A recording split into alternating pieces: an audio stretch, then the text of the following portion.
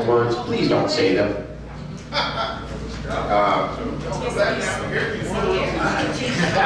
Of course, somebody had to. I hope it didn't get picked up, because I do not want to get blocked.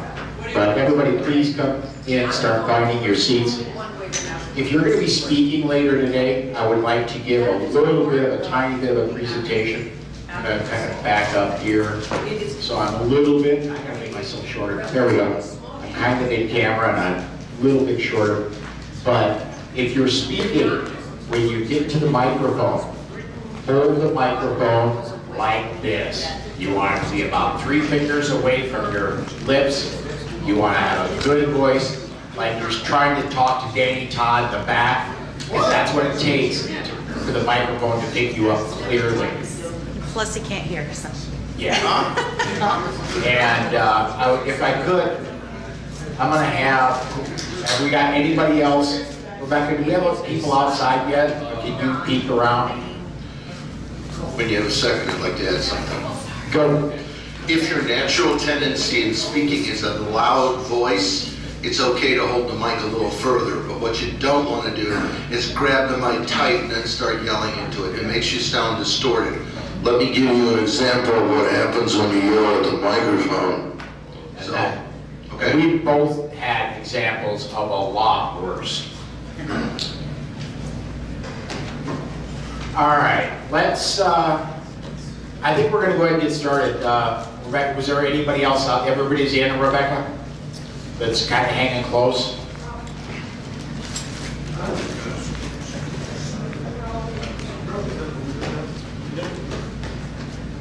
I do want this. I know at least Rob and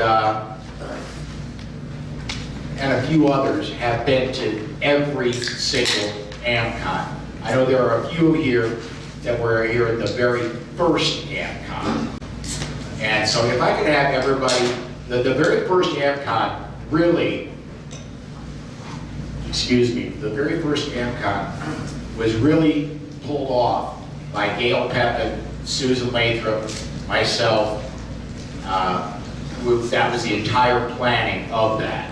So since then, we've got a whole committee that comes in and does that. So if I could have the planning team, including you, Susan, come up and join us here. Join me up here.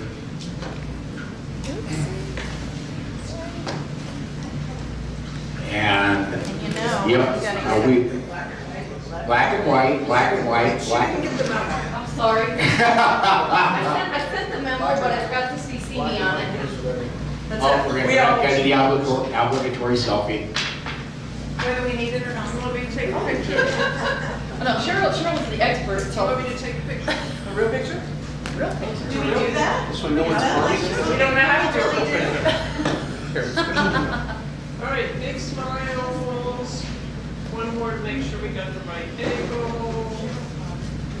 It's not a good angle. Just whatever makes me look skinny. I got all the good stuff. Short story, we had to teach Charlie to not look up and then down at the camera because we could see up into his nose.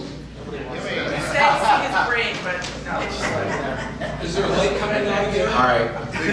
At this point, there's something we have done since the very first year. We get to do something called giving out the Person Making a Difference Award. And this year, that award goes to a person who has been to every single Amm-Con, has helped me out with every single Amm-Con, and is killing it, and I mean killing it this year. She's turned down the offer of this award in the past. She cannot turn it down now because it's already made out. And I think she's getting an idea because she sees polka dots all throughout the room. This year's Person Makes a Difference Award goes to Ms. Cheryl Todd.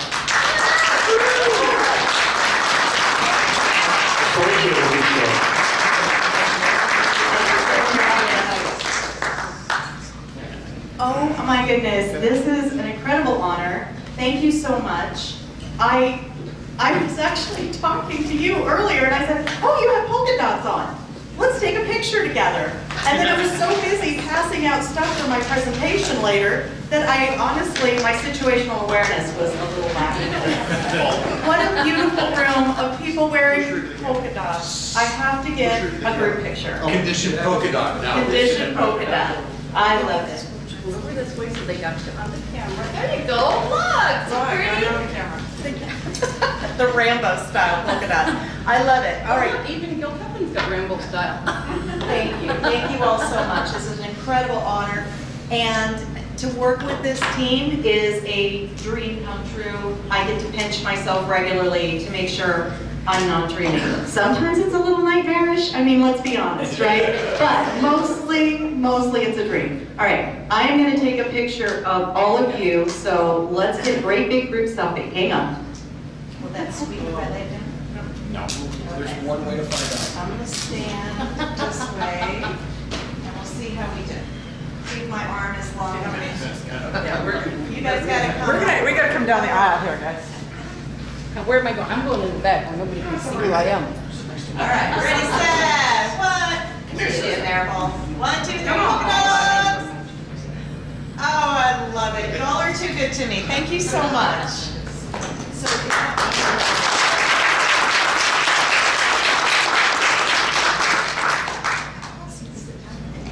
That's all we get. You get 15 minutes. oh, I don't even think I eat into much. okay, so moving from that, I'm going to collect myself for a minute. I am going to just dive right into the GOA presentation. Chris, are you ready? Sure. I was going to wait till you took a really big bite of your lunch, but I decided to spare you that. Well, first of all, again, thank you all and welcome to the afternoon session. Thank you for being here. You could be anywhere doing anything, and you chose to spend your most finite commodity, your time, here with us today, doing this, meeting each other, growing your networking, and it's everything. When you spend your time with others, doing important work together, it's everything. Kim, are you crying? Knock it off. Every time we get an award. She may or may not be my PR and marketing specialist and my cousin, so she gets very excited. All right, so we're going to start right up with the afternoon session. We are going to have Chris Stone come up and chat with us about Gun Owners of America. The cool kids call it the GOA. Chris Stone is the Director of State and Local Affairs, managing all of GOA's state and regional directors. Chris is responsible for the training and development, passing that baton forward. How important is that? And oversees all of the operations for GOA's state lobbying initiatives. Welcome, Chris Stone.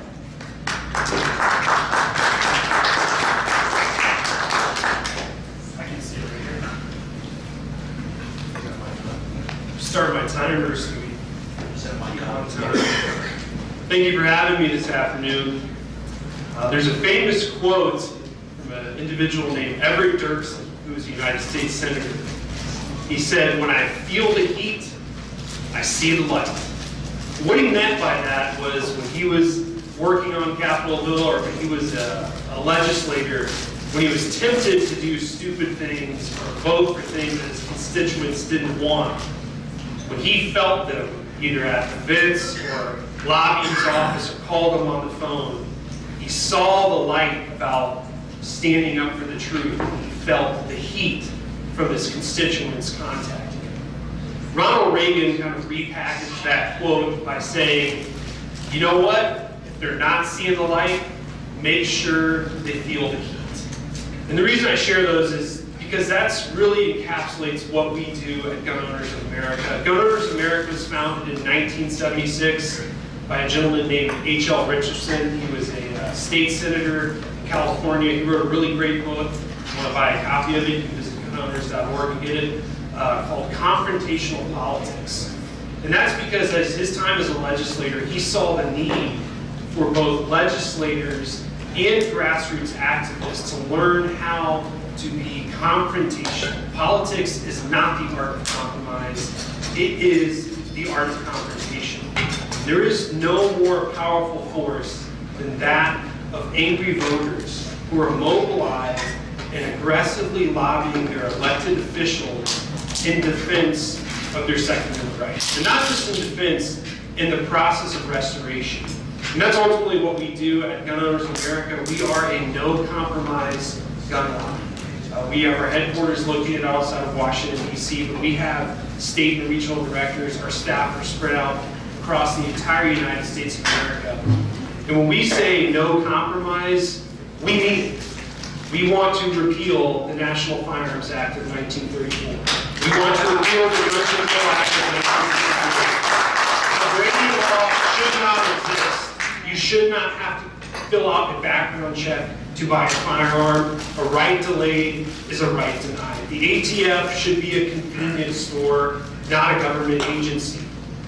And we aggressively work to lobby for the Second Amendment, both its defense and its restoration. Cheryl wanted me to talk about really kind of the history, which I get the background on, but our mission, what we see as the future in our members and stuff like that as well. To kind of understand the organization, we really have three wings. We have the organization itself, Gun Owners America, which is a 501c4 lobbying organization. That is what we do. I am a dirty registered lobbyist. I've been a registered lobbyist in Washington, D.C. I've been a registered lobbyist in state legislatures across the country. We go and we testify and we engage with legislators. But we also engage with our members. We have over 1 million members nationwide. And we get them to show up to events. We get them to send emails and make calls, because that truly does make the difference. When I was working at GOA back in 2013, I was on the federal affairs team. I was a lobbyist on Capitol Hill. And that was during the Obama era when he was pushing the Toomey Mansion gun control bill after Sandy Hook. And that if anyone remembers, the media was saying this was a done deal. Gun control was passing, we were getting a quote-unquote assault weapons ban nationwide. This was going to happen. Well, we mobilized our members, and I can legitimately tell you, I was down on Capitol Hill in the office buildings every day, and I would walk into people's offices, and there would be some poor intern or low-paid staffer who was on the phone 12 hours a day hearing from our members, telling them, if you vote for this bill, we will vote you out of office. And that made the difference. We stopped every single piece of gun control. Grassroots activism is what stops gun control, and is what also passes good bills. We've been a massive advocate, and we will always be an advocate for constitutional carry. Every state should have constitutional carry. You should not be forced to pay a tax to exercise your God-given right to keep and bear arms. Ever, period. And so we do that. But we also have a second part of our organization, which is Gun Owners Foundation. That is our legal arm. We are very involved in legal fights. One particular way we're doing this right now, we filed a lawsuit in New Mexico, and we're granted that temporary restraining order against the tyrannical decision of the New Mexico governor to suspend people's natural rights to defend themselves with firearms. We're going to probably press forward there, because she's continued that ban in other ways, saying you can't carry in parks or places where people gather, which is completely bogus. But we also get involved in pushing back against government regulations. The way we've done this is the Biden administration has been pushing a really extreme no-tolerance policy for FFLs, for people who are gun dealers. Basically, if you make one minor mistake on a paperwork where you're supposed to spell street and you put ST, we are going to revoke your license and take your business away. But we're not going to stand for that. And GOF has been granted a victory in that. We actually got them to back down in a case in North Dakota, and we are continuing looking for ways to do that. We also defend gun owners just on a personal basis as well. If that ever happens to you and you're a member, you can call us and we can get you in contact with attorneys who are legitimate pro-gun attorneys. And so we've seen a significant level of growth with GOF, really probably over the last 5 to 10 years, as we have rogue governors. We obviously have a president in the White House who is dedicated to obliterating the right to keep and bear arms. And really the third arm of our organization is our political action committee. And a political action committee, as most of you probably know, is expressly designed to advocate for either the defeat or the election of an elected representative. And we use the PAC to both support great candidates. We do a massive survey program where we survey people who are running for public office, whether it's your state, school board, if somebody wants a survey for that, all the way up to the President of the United States, the Congress. And we ask people questions to get them on the record. We also do an extreme amount of candidate vetting.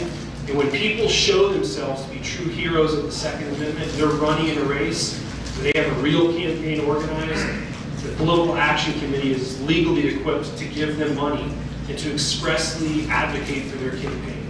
Because we want to see true patriots go to Washington, D.C., go to the State House, become a governor, so that we can stop bad bills, but also have inside champions and heroes, so when people like me do lobbying, we can go to them and say, hey, you have power on this committee. You can whip votes. Let's get this bill introduced. Let's stop red flags. Let's pass constitutional carry, which has been the most popular pro-gun legislation, bar none, across the country. We are doing that. We were very involved in Florida, unfortunately, because of I'll say this politely, an institutional gun lobby that we might know the name of, that's also 3 letters. They kind of compromised and sold short, so they don't have open carry in Florida yet. We're going back this year. We're working with the legislature right now to get open carry in Florida, because you should be able to carry concealed or openly. It's up to you as a citizen how you choose to defend yourself. And the other thing that the PAC does, which I find a little more fun, is we can also expressly advocate against the defeated people. Whether it's rhinos, whether it's hardened anti-gun Democrats, we can expose their voting records and directly tell constituents, you should vote against this person. They are not representing the Constitution, which they swore an oath of office to do. They are not representing you. They hate the Second Amendment. They are dedicated to obliterating it. Let's get them out of office. I prefer doing that because I like being mean to bad politicians because they shouldn't be getting paid with my tax dollars to advocate against the way I choose to defend myself and the natural right that is enshrined in the Bill of Rights. So that's really kind of the 3 wings of our organization. We want to mobilize people, get the grassroots involved in the lobbying process. We want to use the legal wing to sue where we need to get involved with lawsuits. They are expensive, but they're important. And then we want to use the Political Action Committee to expressly advocate for the election or defeat people in public office. And really, kind of at the end of this presentation, if I have time, I'll be happy to take questions. We always want to think about the future, right? We want to think about the future of our membership. And already today, we've had a lot of discussions. There was a lecture earlier breaking down the age ranges of baby boomers and Gen X's and millennials. I'm a millennial, and Gen Z. How do we capture more people? And the way we do that is we really study our membership list. We study who is on our list, who engages, because you know what, we have a lot of members who are older Americans, and the way they want to be communicated with a lot of times is directly through the mail. So if that's how they want to receive information, we'll physically send the mail. We have a lot of people who are my age who go, I don't use the mail for anything unless I'm forced to. What do you have to say on Twitter, or on Facebook, or on your website, or on YouTube? And reaching people where they're at. Understanding that there's some people you have to communicate one way, there's people you have to communicate another way, and bridging those generational divides. Because make no mistake, and I'll be speaking tomorrow at the GRPC conference, and this will be kind of part of my lecture, the anti-gun left is like a centipede. They have millions of legs reaching out to indoctrinate in tons of ways. It's not just President Joe Biden in the White House. They have Hollywood. They have the music industry. They have the president. They have people in the White House. They've got corporate America. They are working everywhere to get everyone to oppose your constitutional rights. And so that's why we, as a community, I mean, we're all here talking about the importance of the Second Amendment. This is why things like this are important. You know, it's easy as a human to have ego and think like, oh, I can do it on my own. But we must be working with one another at the federal level, at the state level, at the local level, communicating, because we have to defeat those tentacles in the way that they are branching out to destroy the Second Amendment.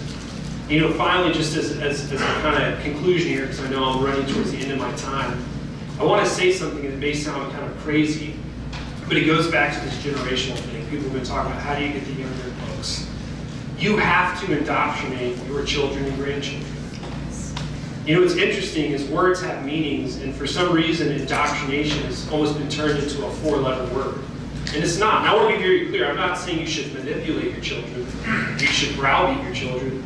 But you must absolutely indoctrinate your children and teach them why we have the Second Amendment.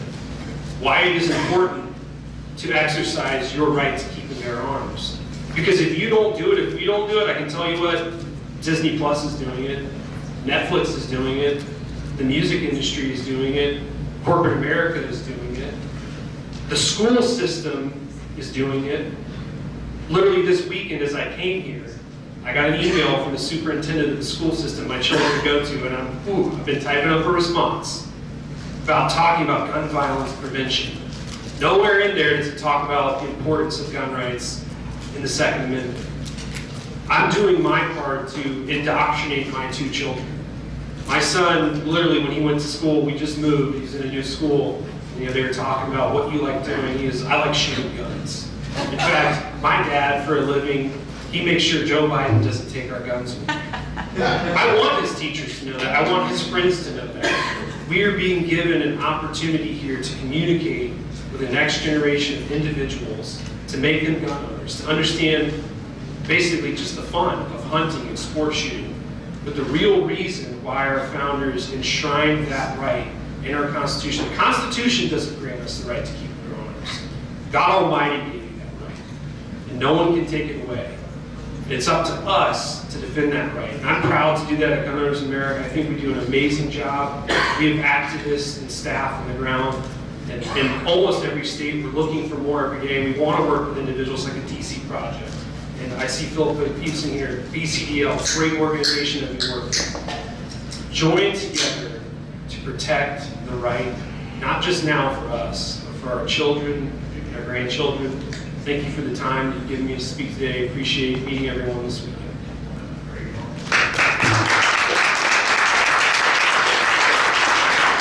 Thank you very much. Oh, we do have one question. You have a minute and a half. All right.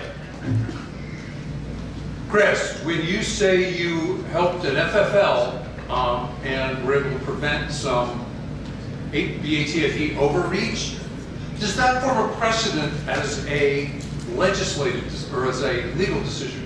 We don't have the microphone for him. Can you repeat that back before you answer?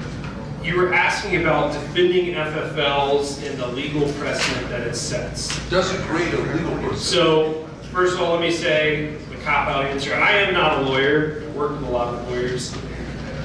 My answer would be the goal, a lot of times, is to set positive legal precedent. So I believe that is what we are trying to do. I think the North Dakota cases in the Fifth Circuit, we are trying to set that precedent that this kind of stuff is radical overreach. Obviously, again, I'm not a lawyer. When it comes to federal appellate cases like that, sometimes it only applies to a certain region of the country. But that is a lot of our long-term goals. Of course, it's obviously where we have to be very careful with lawsuits. Because if they don't go your way and there's bad judges, the precedent that's set can be really negative. And so, for us, we obviously almost always want to start with the lobbying aspect. Because if you have good legislators, you can protect the law, you can vote people out of office, you retain the power of the people to elect those who represent them. Lawsuits get very expensive, really hard to appeal when you have to do things like go to the Supreme Court. So that's a great question. That's my answer. If you want more information, check out the Gun Owners Foundation. Cheryl. Yeah, I know time is real short. I just wanted to say that our working with GOA has been incredible. And I would highly encourage any of my counterparts in other states to work with GOA. You guys have been wonderful partners looking at the state, at the federal level, where we're working hard at the state level as well. But you guys stepped forward with help on lawsuits, never blinked an eye. I've got Eric Pratt's phone number on my cell phone, he's got my number. I didn't have that number from other groups, but I highly recommend anybody working with GOA. Thank you, I appreciate that. And the gratitude would go back to Phil. If any of you here run a state level chapter, Mr. Van Cleve has been doing it for a long time. He's an expert on that issue. You should talk to him. Fantastic, thank you so much. I know, Chris, are you going to be here all day if people have other questions? Or Yep, I'll be here today and throughout the weekend. Fantastic, thank you. Thank you. All right, so I am up next. It's going to take me just a second to get situated. So you guys can talk amongst yourselves a little bit. If there was maybe one more question for Chris, we could let him field that while I'm taking care of things. I think Amanda actually had a question. So Chris, come on up. Amanda had a question that she wanted to ask, and Philip kind of touched on it, but I think you might be able to put a sharper point on it. Amanda, your question is, how can media better connect with and use the GOA and the work that you do? Got a room full of us. Absolutely. Well, our communications director, Felicia Bull, will be here this week, and I think she literally just landed. We'll have a table. She'll be here, so she is definitely someone to talk to if you want to connect. We love doing interviews. Obviously, Eric Pratt, our senior vice president, does a lot. I do some for him as well. Felicia covers a lot. We would definitely encourage you to connect with her, grab her card. Her contact information should be on our website as well to be able to reach us. Certainly, feel free to come get my contact information if you work in media, radio, TV, podcast, whatever it is. We want to get our message out. And obviously, we talk to media people who are not our friends, but we obviously always want to talk to like-minded individuals who are promoting the Second Amendment, so we can connect with activists in your state and also just promote the work that we're doing. Earlier today, the White House announced the formation of the Office of Gun Violence Prevention. These people that were named to it are all vehemently anti-GOA. I'm wondering what we can do to neutralize them. Please repeat the question. So the gentleman back there was talking about the fact that, excuse me, today the White House just created a new government office called the Office of Gun Violence Prevention. And of course, all the people sitting on that, group think tank they just created using your tax dollars are anti-gun. So how do we push back against stuff like that? Well, I think the first answer, like I was saying earlier, is doing things like this where we come to this weekend. But what's critically important is that we don't just leave it here. I mean, it's fun for all of us to come here and lecture and talk and have a great weekend and fellowship. But it's easy to leave, and then a week, 2 weeks, a month down the road, you've got a bunch of business cards and you're just sitting on your desk or in jacket pockets or pants pockets. You haven't talked to anyone. And so for us, that's where we have to come together as multiple groups and understand the expertise that each of us contain to push back against stuff like that. I'm thinking of the lady who spoke earlier about Faster, working with individuals like that to promote that. To understand, and Alan Corwin was speaking last night, he'll probably be here this weekend, not using the left's nomenclature. High capacity magazines don't exist. They are just standard capacity magazines. Assault weapons are not real. They're semi-automatic rifles that have existed for a significant amount of time. Pushing back against that nomenclature, not falling into the trap. Gun violence is not real. Murder is real. What's real is the man who spoke at your event last night. He used a firearm to save his pregnant wife and himself from mass murder. That's real. Those are the things that we need to highlight to push back against a rogue presidency that's just going to do stuff like that.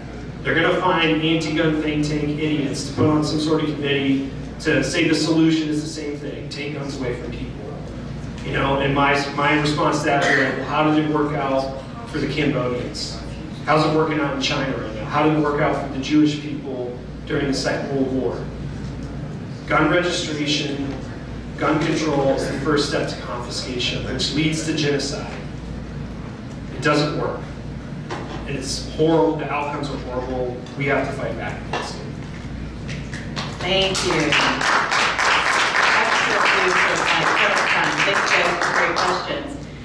All right, so I am Cheryl Todd. I wear a gajillion hats in the Second Amendment advocacy world. Among them, I am the Arizona State Director to the DC Project. I am the Vice President of the Arizona Citizens Defense League. We are the watchmen on the wall and the guard dogs in the legislature every single year. I am the President of the AZCDL Foundation that's involved in bringing Faster Saves Lives to Arizona. My husband and I are co-hosts on our podcast, Gun Freedom Radio. Somebody asked me recently, I think it was Charlie, how many U's is that? And I said, your computer can't handle how many U's that is. And so my husband, Dan, the other guy, is in the room. And so I couldn't do any of the things I do if he didn't do everything that he does to keep our businesses running and going. And so applause for my awesome husband. All right, so hopefully I can keep my own self on time. Let's hit that little start button. All right, so I want to talk to you today about maybe thinking a little differently, maybe messaging a little differently than what you normally do. Maybe you do these things that I'm going to talk about. They're kind of in my wheelhouse, and so this isn't like a technical check a bunch of boxes how-to. This is just to kind of spark some creativity. Now, I've given everybody a 2A booklet that was put out by the Heritage Foundation, which is absolutely amazing, and they're free, and they sent me like 5 cases now so far because I keep handing these out everywhere I go. And I've also given everybody a cocktail napkin. So the cocktail napkin may or may not have been appropriated from the Capitol Hill Club last time Diana Muller and I were in DC. I don't know if you noticed me like grabbing every cocktail I could get my hands on, but yes, and now they're in front of you. Now, why is that? Because cocktail napkins are where some of the best ideas have started, and they include Shark Week, right? A Few Good Men apparently was written by a bartender on the back of cocktail napkins in between his, busy times. Southwest Airlines, that brought maybe many of you here, started on as an idea on the back of the cocktail napkins. Reaganomics. These next two are a little different. It was an envelope that Abe Lincoln supposedly wrote the Gettysburg Address. And on the back of the letter, it is said that Francis Scott Key wrote the words, the lyrics to the Star-Spangled Banner. So the reason that I want to spark some creativity and maybe think about messaging a little differently is because we are in a cultural war, a war of ideas. Chris just talked about it, right? You can't flip on the TV without pre-screening every single thing that your child is getting ready to watch, because you might have to either turn the channel permanently or maybe help explain some of the things that just popped up on the screen. And because there's so much information coming at people all the time, you saw the presentation David Laird gave earlier about social media and how much messaging happens in the course of a 24-hour period. So we're inundated. And for people like us that want to advocate and support a specific idea with all the sub-ideas under it, and that is to protect our individual liberties by protecting our Second Amendment, we have to meet people where they are in their everyday lives and then pave a trail to where we want them to be. So I constantly pull from other disciplines in the way that I create a message. And the idea is I want to transcend any kind of in-group thinking, and I still trip on it. I was talking to a gentleman who had worked for us at our auction house for, I think we've known each other over a decade.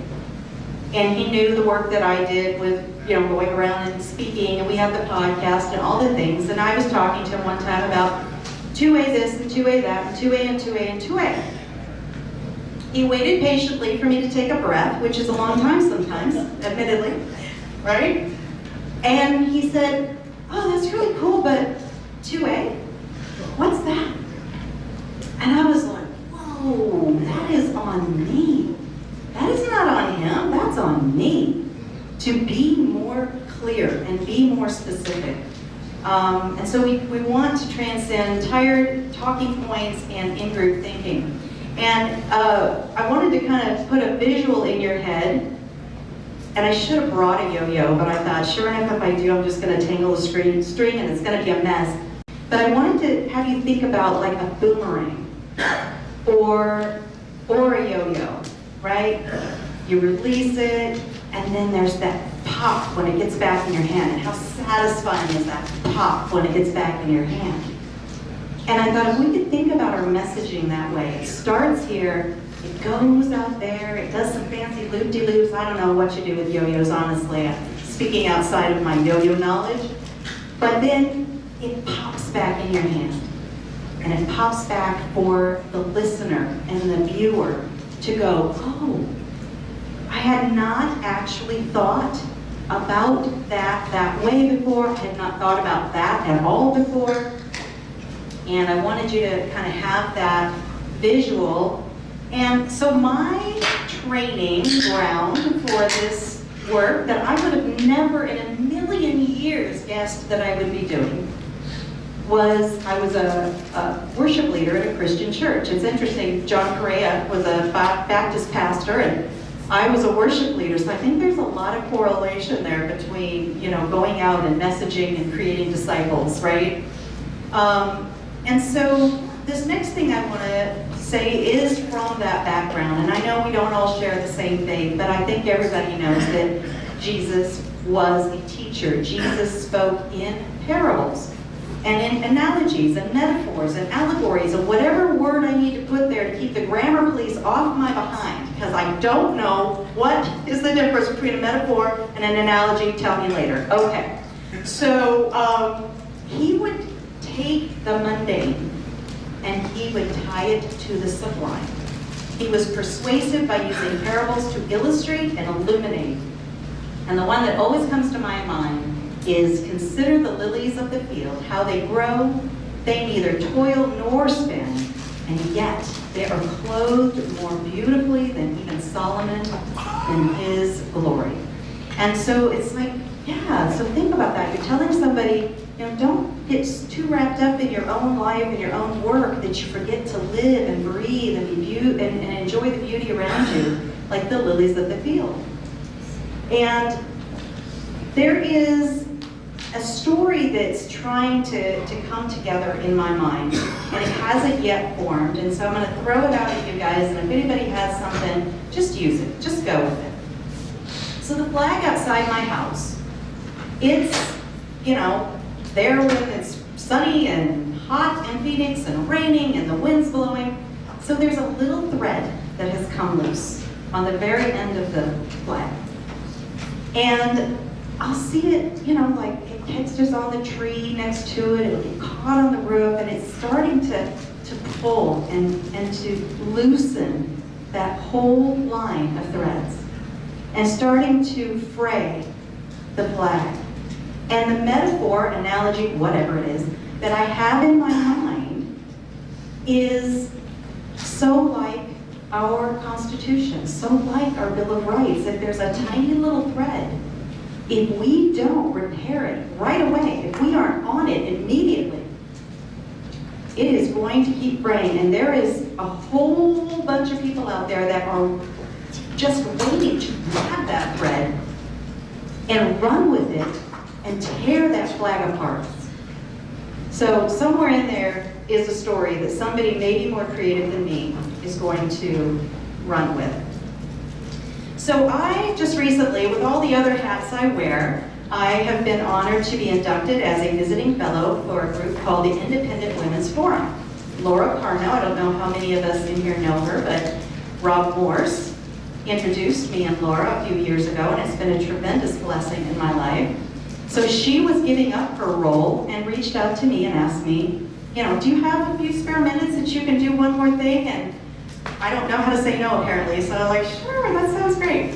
But it is my responsibility in this role of a visiting fellow with the Independent Women's Forum to talk to their audience who are not gun people. They are just people. And so I have to find ways to really normalize the things that I want to inspire in them. And so the idea is that we want to make accessible, normal, and if we possibly could, trendy, our side of the story, the things that we do, the things that we know. And so I brought these books with me today to just kind of share some things, hopefully to spark your creativity. So this, by John Payne, the Second Amendment Manifesto, I'm still in the middle of listening to it on Audible. And when I like a book good enough on Audible, well enough on Audible, I buy the physical copy because I prefer paper anyway, and you can't put Audible on your bookshelf. So this book has been fascinating to me. And the idea for today is that we want to have a solid foundation because it's the foundation that the antis are jackhammering constantly. A bunch of old white slave owners, right? Discount everything that our founders did, everything that came before them, because they want to portray it incorrectly. This book has history that predates the US that I had no idea about. Did you know that there was a Revolutionary War in England over gun rights? I did not until I listened to John's book. I'm going to have him on Gun Freedom Radio soon, and we're going to unpack that.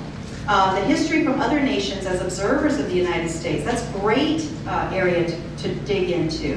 And the idea is fluff will drift away with the next breeze, and we cannot inspire without a rich knowledge of our heritage.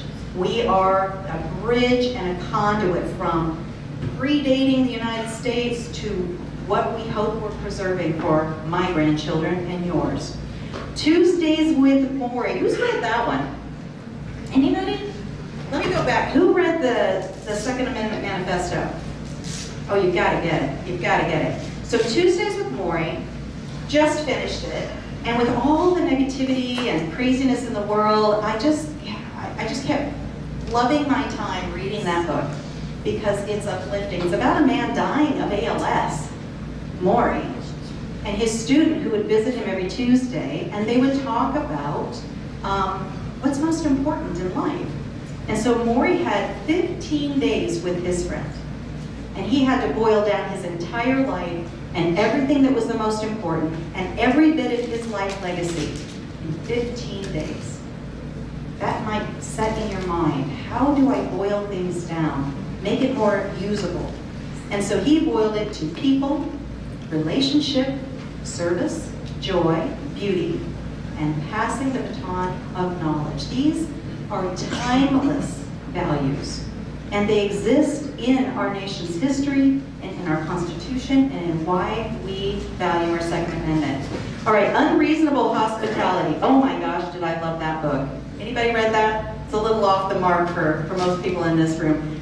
As business owners, as family business owners, this was exciting for me. It's a lot like the Walt Disney quote, it's kind of fun to do the impossible, right? And this book is about the remarkable power of giving people more than they expect and letting people catch us doing good, right? Unleash delight, unleash joy. There is so much delight and joy in firearms ownership and use and taking the next generation out and your friend who's never shot before, right? And the power of listening and responding, not talking at people. I know both sides are guilty of that, and I'm always a little extra aghast when I hear our side just talking at people instead of drawing people in. So tap into emotions, using ordinary to create the extraordinary. One of my favorite stories in this book.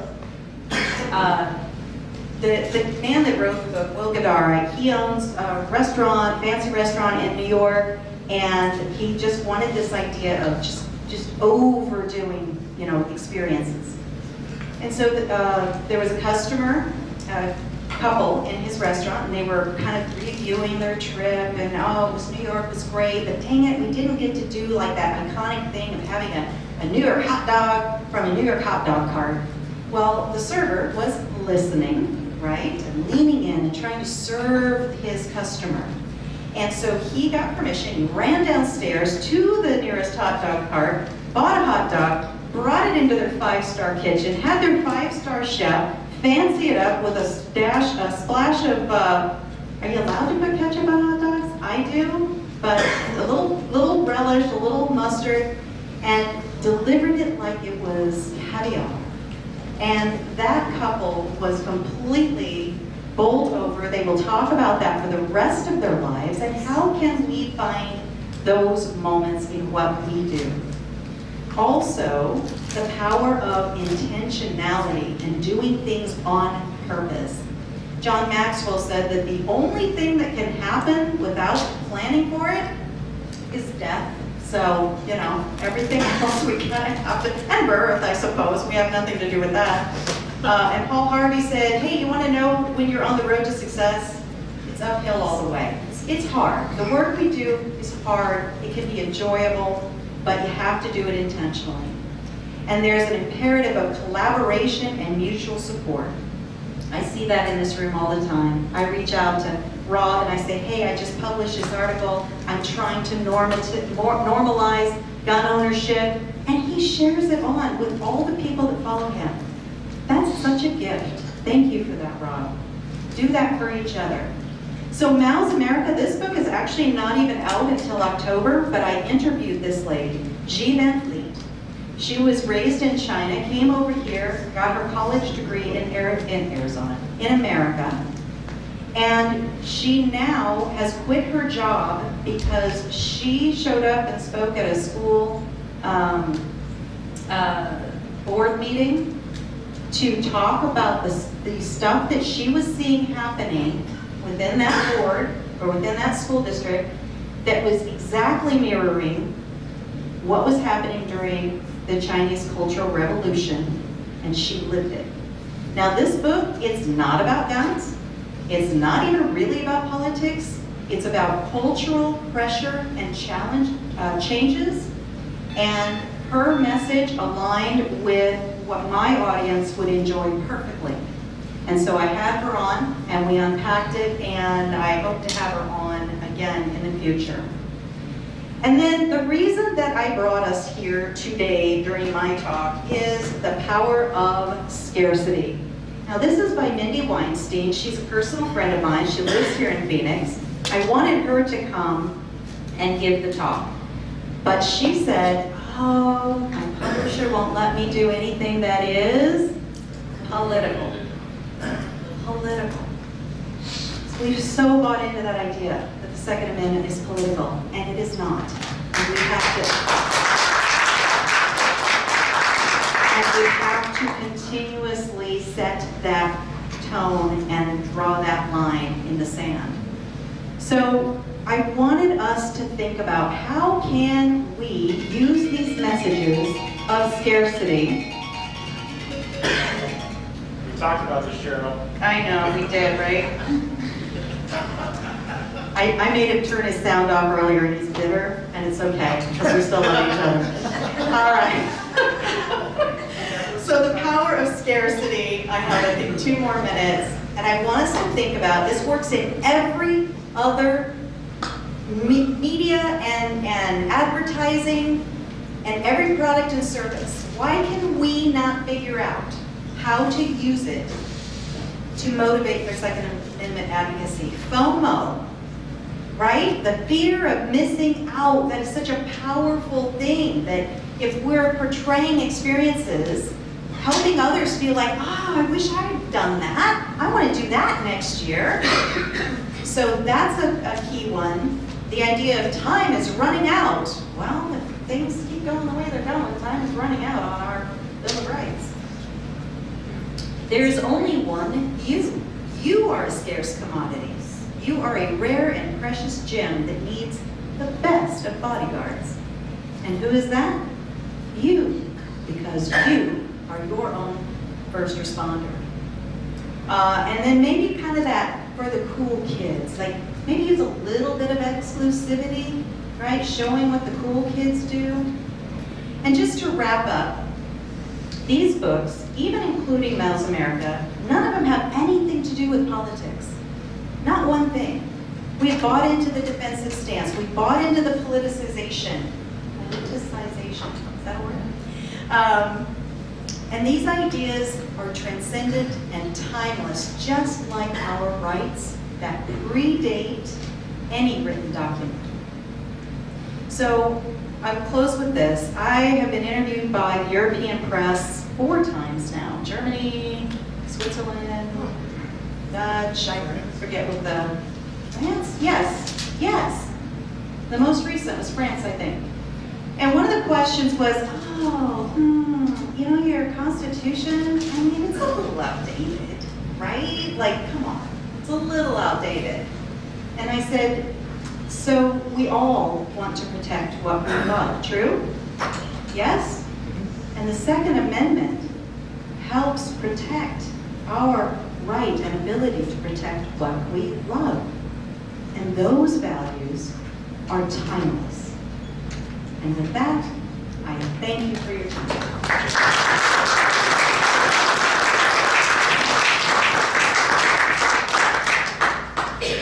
Okay, so on your sheet, our next speaker is listed as Rhonda Mary, but I asked her, no wait, it's Jason Jameson, but I asked him if he would let ladies go first.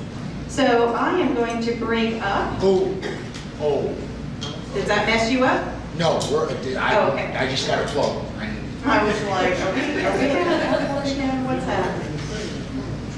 All right, so coming up, she was an absolute showstopper delight last year. We are so fortunate and so blessed to have Rhonda Mary back with us again. Rhonda Mary started her YouTube career during the height of the fake news era. Have we not yet reached the height? I think we're still climbing. I'm not sure, or declining. When her inquisitiveness led her to explore stories that were swarming in the media.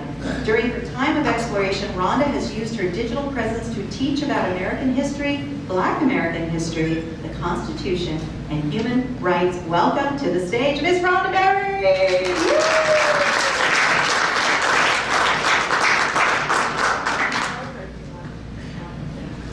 Stand over there. Bring the microphone down. Hey y'all. So if you don't know, I mean, it was a really great introduction, but I'll go over it just a little bit. My name is Rhonda Mary. I am currently freezing in here. It's so bad that I have on socks with my sandals and I don't know where to do that. So excuse me, I'm gonna try to make this a great presentation and very impactful for you guys. But I am having a little bit of brain freeze, if that's okay. All right, so Rhonda Mary, I started in political commentating and then I moved on over to talking mostly about the Second Amendment after, it's a very long story, but a situation where I was in a hit and run / road rage incident that led me to meeting people that were talking about the Second Amendment and so on and so forth. And so here I am today having the pleasure to speak in front of you guys. And so today we're going to see if we can get this PowerPoint up. I think I might have told them the wrong time. I was supposed to be speaking here. We're looking for your clicker. Okay. We're looking for the clicker. Wait, is it this? That's it. That would be it. I wonder who took that. I didn't have it. This advances is that we're going to try that pause. Let me get your video up. I'm going to put the MP4. I think if you push that top button, you push that button, you may be able to pause it. Okay. Start it. We'll see what happens. I'm calling cause problems every year. So I think it's because I have the Apple products. You're just a troublemaker, Mom. Yeah, troublemaker. I like that. I might have to put that on a t-shirt. Very proud. Two-way troublemaker. I like it. All right, you guys, so we're gonna get it going here in just a second, but today I'm gonna be talking about how to reach a younger and more diverse audience. Last year I was here and it was really awesome. I had a good time.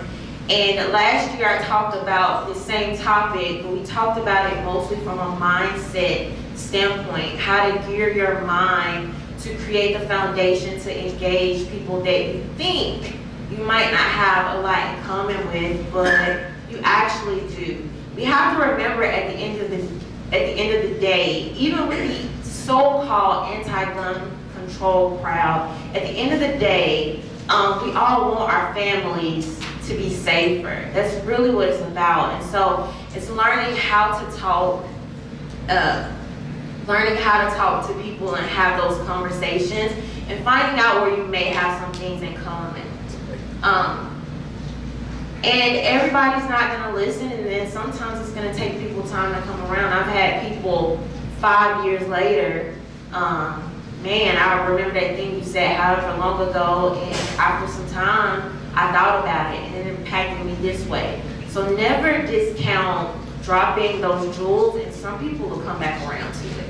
All right, so that's me right there, y'all. Okay, so reaching a younger audience. All right, let's see. So today we're gonna focus on some more actionable steps, and we're gonna mostly talk about social media. And some of these things you've already heard today, so maybe I'm here to mostly reiterate these things, okay? All right, let's see what happens here. Nothing. Nothing quite yet. Oh. Let me do it from my end. Okay.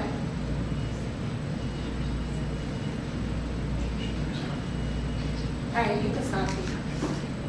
Or I might be able to talk it too. All right, so the first thing you need to know is, where is your audience?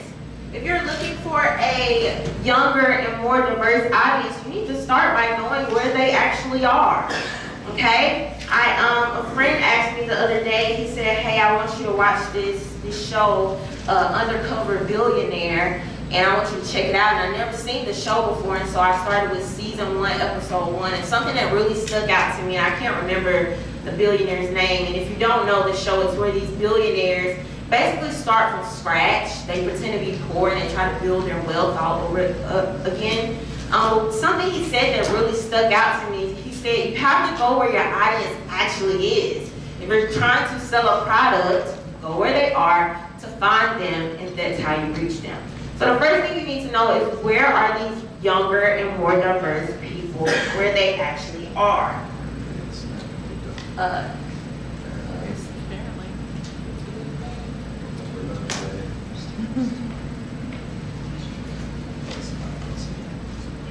All right, so you're gonna go where they are. According to a Pew Research Center survey, the most popular social media platforms among teenagers and young adults are YouTube, TikTok, and Instagram, with less than a third saying they use Facebook.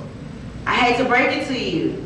You're on Facebook, they're not, okay? They might log in every now and again just to say, hey grandma, how are you doing? How are the cats? How's grandpa? You know? But other than that, they aren't spending a lot of time on Facebook. TikTok might be a little bit harder as we're talking about Second Amendment and gun rights. But look into YouTube and Instagram and possibly TikTok. Go over there and do something till they kick you off. That's okay. You might get somewhere, right? So you want to actually go where the demographic is. Also, keep in mind, somebody said earlier that you have to be authentic. If your energy is not right, if your vibe is not right, if it's something that they cannot relate to, they're going to feel that. So it's important to be authentic. All right, we can go to the next slide.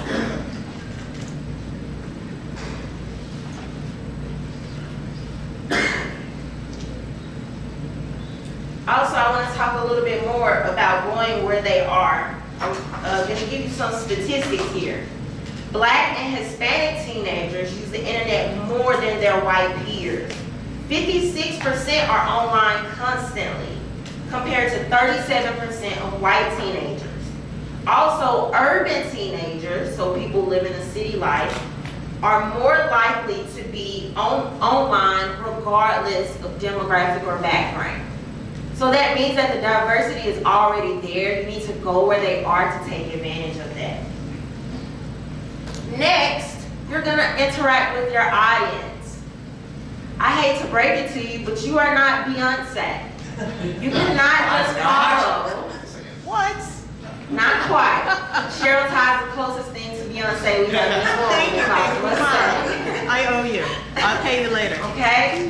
But you're not Beyonce. You have not built the platform where you can just post and go.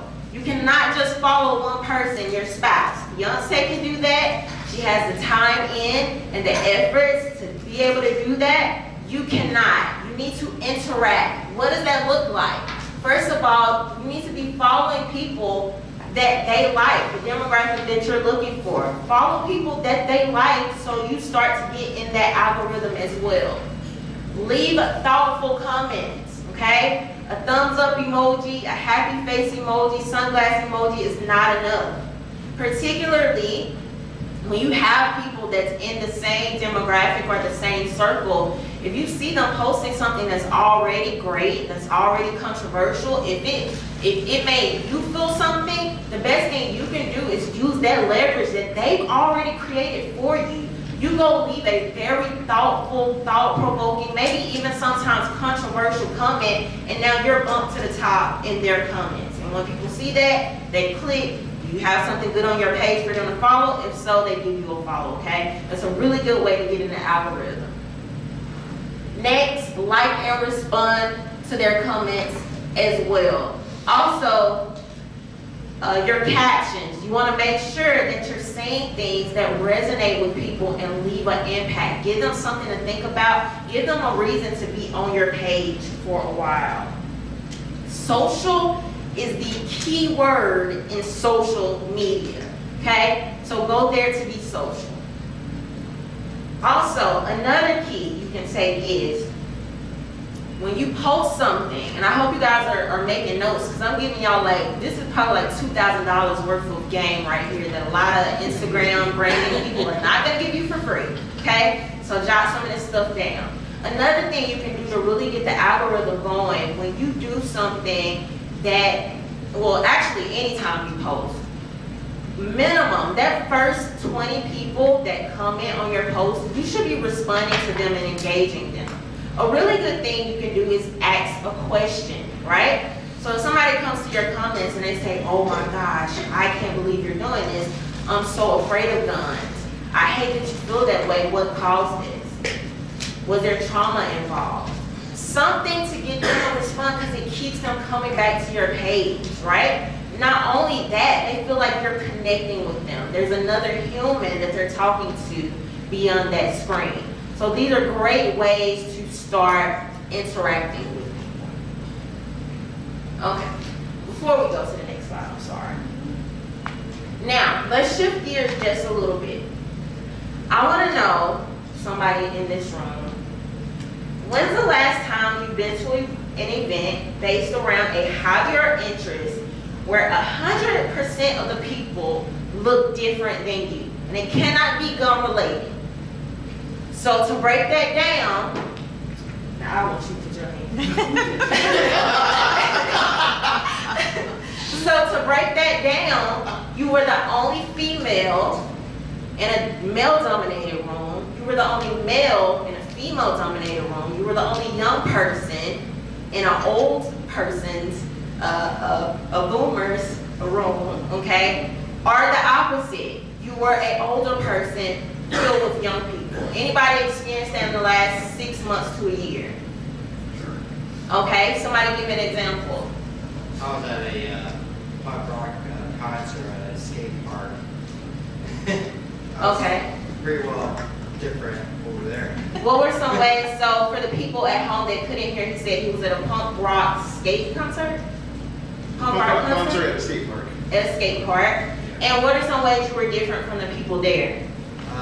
With some of the stuff that they were selling, it's I need to go around or intentionally.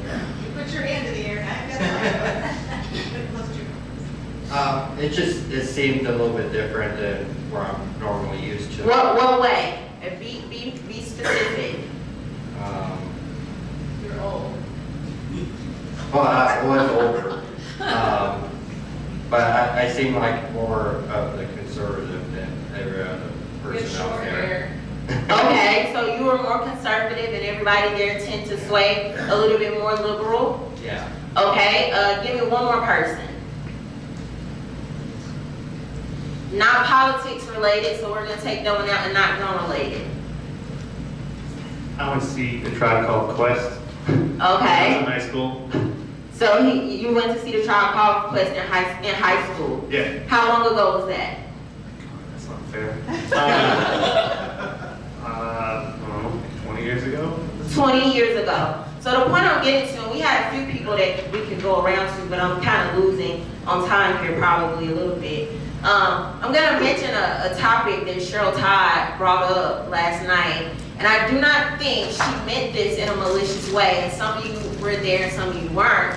But she talked about how one of her friends, a young black guy, mentioned to her, he laughed, I think, or he may have laughed, or made a little bit of a snarky comment about how he wouldn't come to the gun rights policy conference because of all the old white men there. Now, as the last person said, this event that he went to was 20 years ago. It wasn't recent.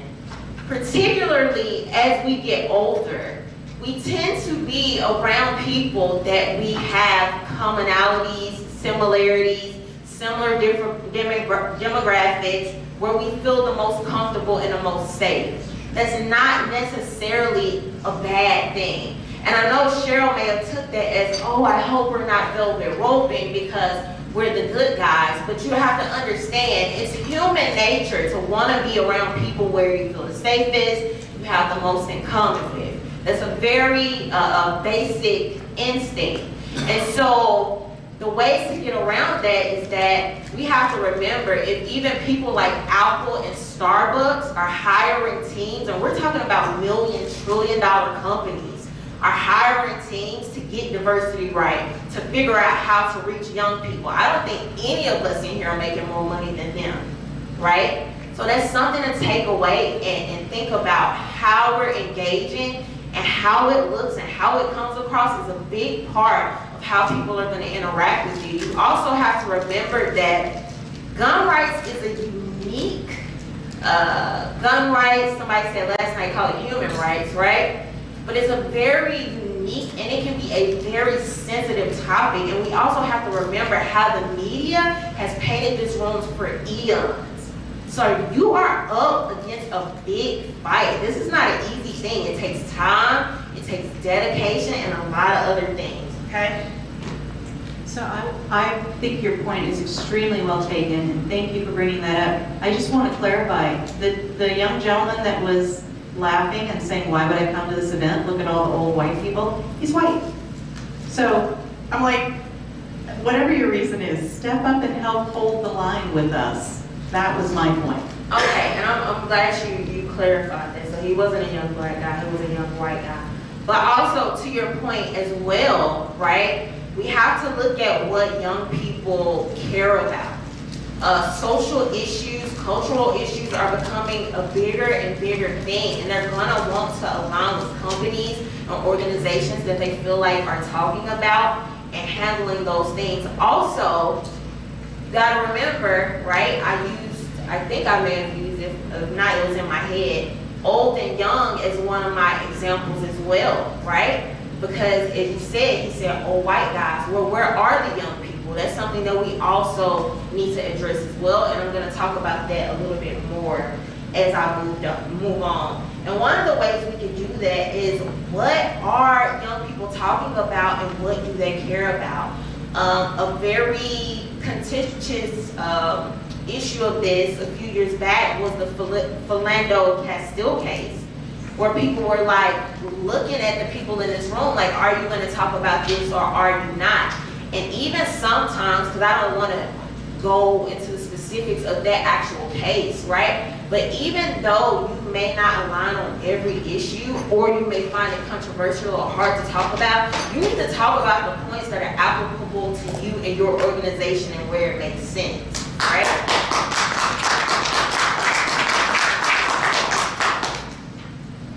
Also, as far as reaching a diverse audience, some of you probably already know this, but an issue that a lot of people like to talk about, crime in Chicago. But what about the fact that young black men are getting arrested more, significantly more, simply for gun possession, not crime, simply having a firearm in the place that some people in this room will say is so much crime? Why can we not take the issues that we actually care about and find a way to talk about them that's actually applicable to our cause?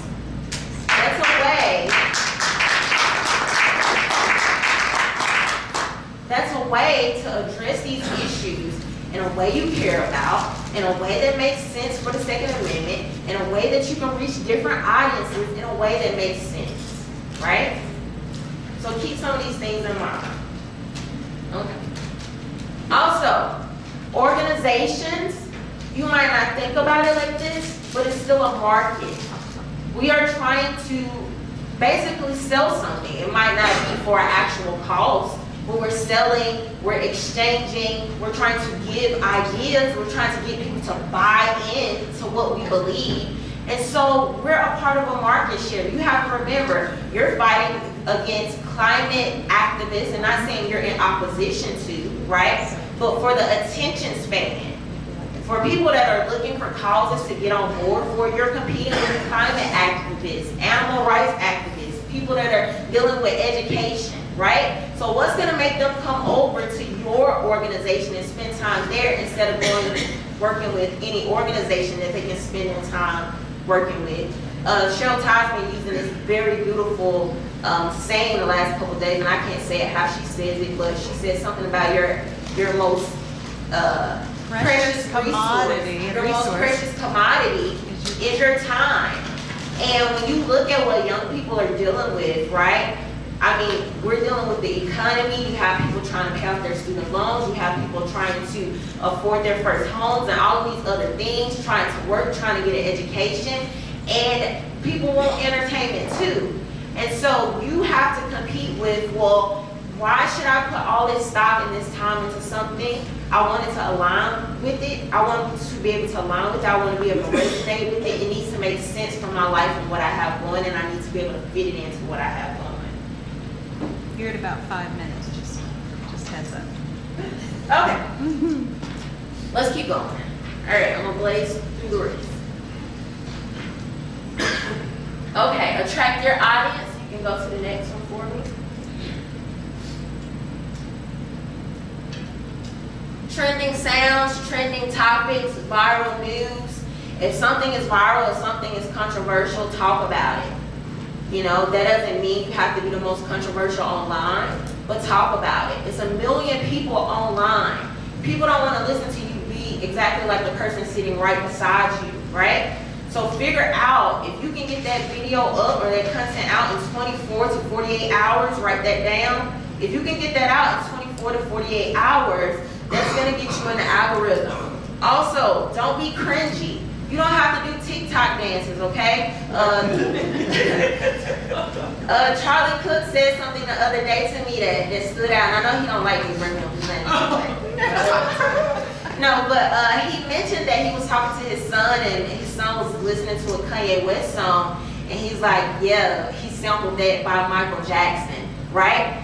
Charlie Cook may or may not, I don't know, but he may not listen to Kanye West, but he knows that's a sample of Michael Jackson. If you hear that Kanye West song is trending, throw that Michael Jackson in the algorithm. It's unique to who you actually are, and it fits what you're doing and your personality.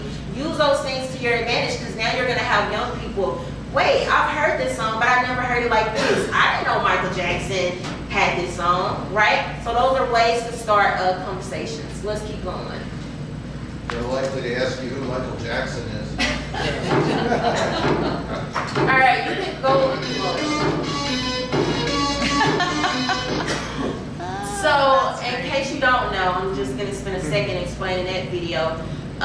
What you can do is when you see things are trending, and you may not do it that way, that's my little fun way to do it, right? But all the makeup girls were doing this video where they went from no makeup and they knock on the door and then they be all glammed up. Well, around this time, it was trending where the feds showed up to like this guy's door that had just bought these 2 guns and everybody was talking about it, right? So I found a way to take this trend that was coming from the makeup world and take it to the Second Amendment community. You bring those 2 together, I got a lot of likes and comments and views on that video. Bring value. You can keep going. How can they see all of your videos? Rhonda_Mary on Instagram. Alright, be educational. Give a tip. Simplify topic. Have an opinion. People are coming to you because they want to hear something different. They want to hear something unique. They want to learn something that they didn't know. Take a topic that somebody has explained and you're thinking like, I could have did a little bit better explaining it. Break it down like you're breaking it down to a child. A lot of people, the people that you're trying to reach and bring on board are beginners. Fresh new energy. Okay? Next. Tell a story, be relatable, be vulnerable. As you see now, a lot of people are going back to some of the TikToks being longer formats where people are just telling a story. They're just talking like you're their best friend. This is the best time to be vulnerable. Tell about how you came into the Second Amendment community, what happened to you, what transpired. Next slide.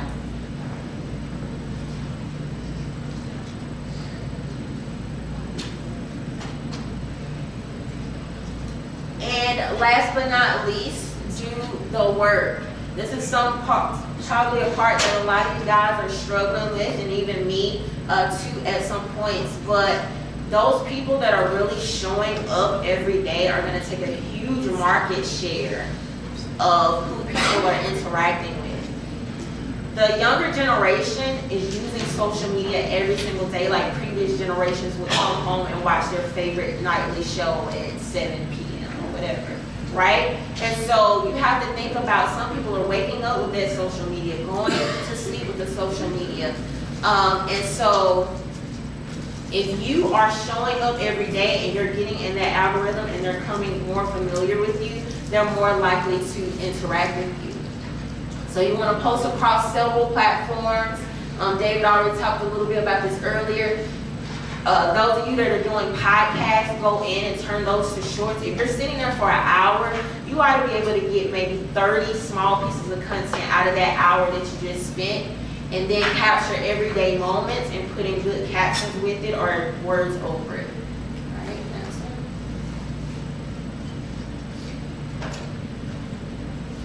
People that are really showing up anywhere from 1 to 3 times a day are probably coming up on your feed. That's going to be hard for a lot of people to do. You can set that camera up even when you think you're doing some things that may seem mundane, even like cleaning your firearm while you're doing it. Talk about what the gun community means to you, how you got involved in all these other things. Repurpose content. Who cares that you talked about whatever, how many ever times? Somebody out there has never heard you talk about it before. Talk about it again and find a different way to do it. And most of all, keep going, and keep going. Thank you. That's probably my time. Perfect. You have 1 minute left. Oh, well, all right. Let me ask you a question. I have a quick question. For somebody who is over 65 and finds the pace of this stuff somewhat exhausting with all different media, how would you suggest somebody overcome the sort of overload on it? At the end of the day, it's really about them and not about you. So it's really going to come down to you deciding, is it what you want to do, and is it actually worth it for you to do? A lot of people don't want to be on TikTok because they don't like TikTok for whatever reason. They feel like, you know, they may not belong on TikTok because of their age or whatever. However, if that's where the people are, then that's where you need to go. All right, thank you so much, Rhonda, Mary, and Melissa.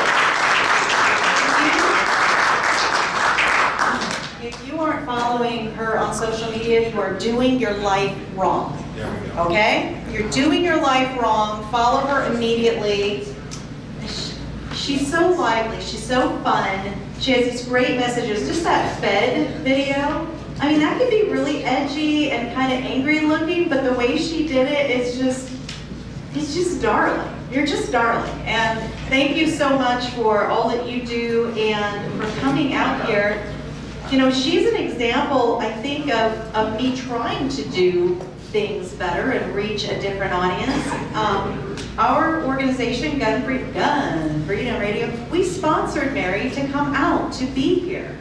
You know, she does great work, but, you know, does she have time to take off work and afford travel? You know, maybe she didn't, maybe you don't, maybe there's somebody out there that could use a sponsor. Maybe you can't sponsor the whole thing. Maybe go together with another company and bring people to us that we need to learn from. And thank you so much, Mary, for taking the time out of your life to come here all the way from wherever they say, hey, y'all. So thank you again. All right, next up, this young gentleman, Jason Jameson, happens to be my son-in-law. So he is, we have a fan club back there. He is an IT specialist and guru, and God love him. If anything goes wonky in our house that goes click or ding, guess who gets the text? You know, Jason, please come save us. So find some IT person to live in your house. It works out pretty good. Jason has worked in the IT industry for 20 years plus. He doesn't look like he's old enough to.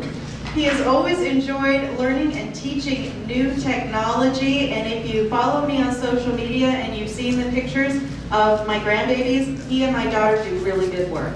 And so they make beautiful grandbabies. All right, Jay, do you want the handout or the?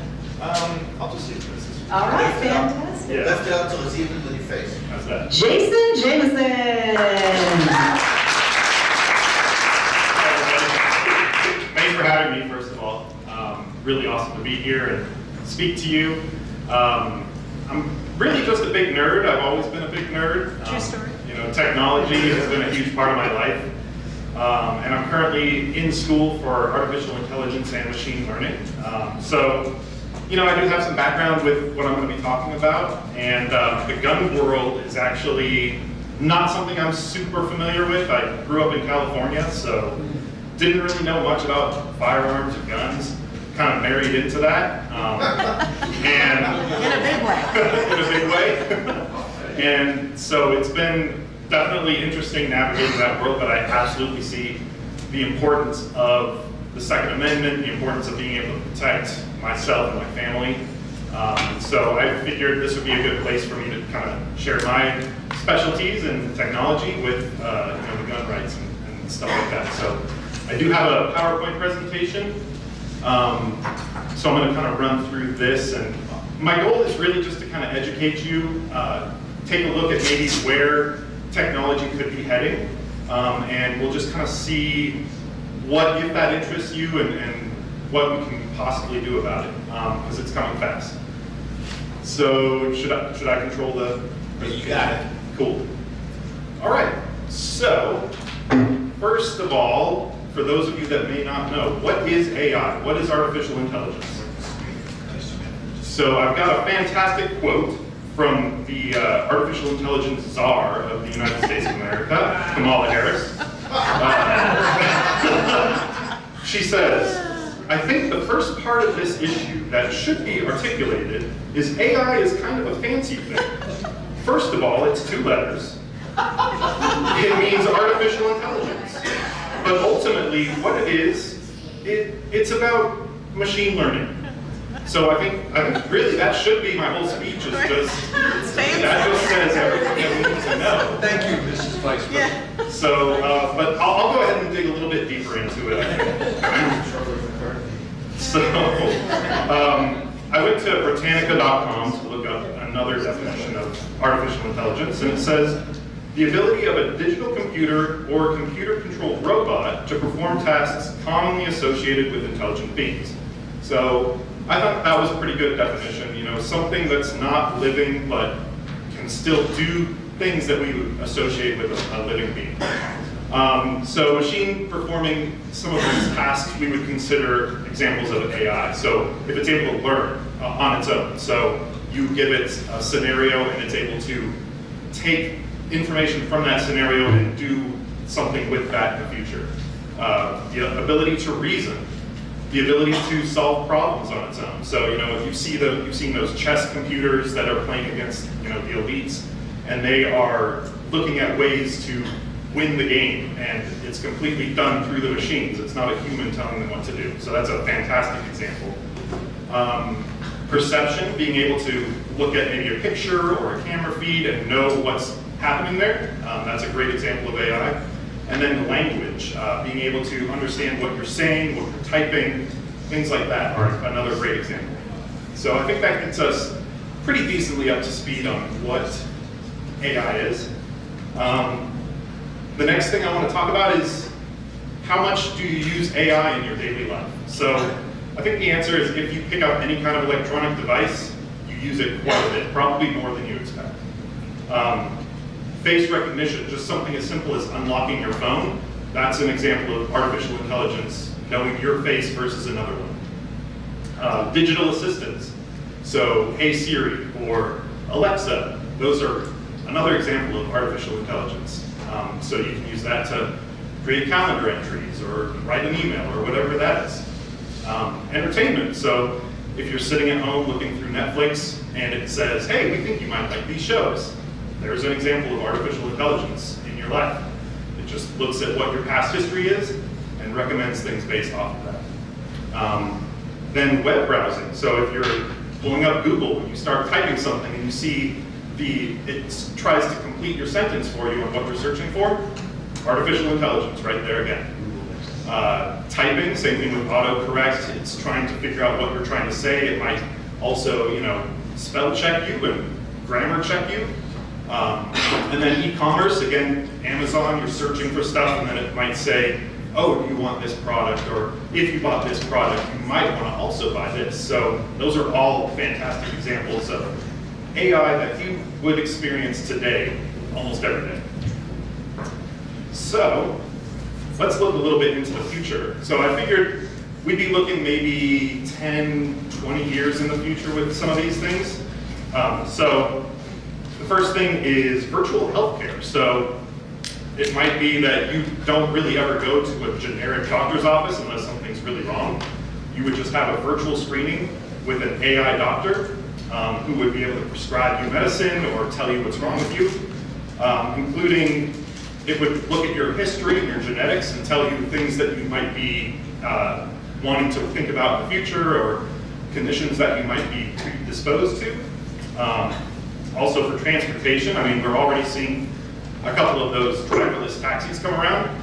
Well, imagine that, but on a much larger scale. You know, it's starting to come, you're seeing it, they're already on the road next to you. So the next step is just going to be more and more of that. And I definitely see that one happening. Agriculture is another big industry that's going to be affected. So they're already monitoring the soil, the temperatures, the moisture levels, and using that information to grow the crops and things. So I'd imagine in the future we have a completely artificially run farm where the fields are plowed by robots. Nobody really needs to show up to do anything unless there's like a problem with the machines. So that's another thing that I think is happening. Education is another place where they've already had a few school districts that have fine-tuned their education program to teach to the student directly, so the artificial intelligence will learn what works best for them.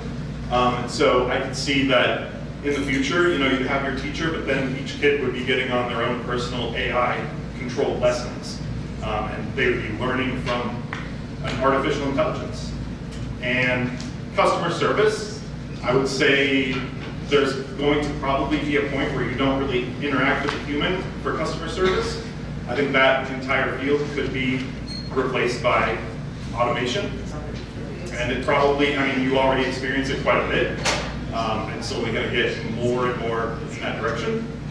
And this one's a little bit more far-fetched, but I don't know if anybody's watched Black Mirror, but there's been like a recent episode that was similar to this. So AI-powered media that's created in real time, just based off of what you like. So you could be watching a show that's, it knows the type of things you like, the plot twists you like, and it's being 3D generated right in front of you as you're watching it. Or it's even interactive or something like that. So that's another possibility. It's a little bit farther out, I think, but it could be coming as well.